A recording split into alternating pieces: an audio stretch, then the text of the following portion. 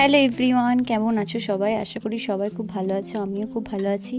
আমরাও এই বাড়িতেই ছিলাম, কিন্তু একটা কিছু দরকারের জন্য আমরা এই বাড়িতে এসেছি।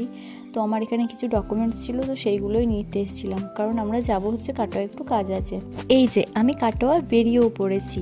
তো আমি সেরকমভাবে কাটোয়া গিয়ে আর কোনো ক্লিপ নিতে পারিনি, কারণ আমার ফোনে চার্জ ছিল না। কারণ ও বাড়ি আসলে ওর ফোনে যেহেতু ফেসবুক বা কোনো অ্যাপই নেই, ওদের বারণ আছে, তো ওই জন্য আমার ফোন থেকে একটু টুকটাক দেখে, তো ওই জন্য আমার ফোনে চার্জও ছিল না। এই যে আমি কিছু শপিংও করেছি, মানে ও আমায় কিনে দিয়েছে সব।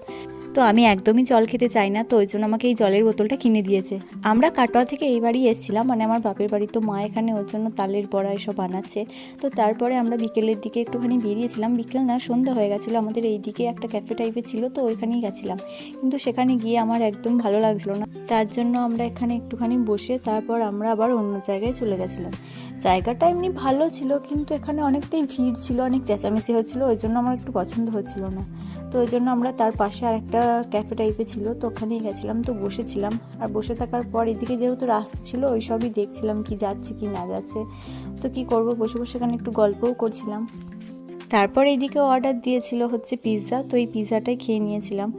তারপরে বাড়ি যাওয়ার জন্য বেরিয়ে পড়েছি। তো এদিকেও কিছু গাছ দেখছিল। তো যাই হোক, আজকের মতো এইটুকু।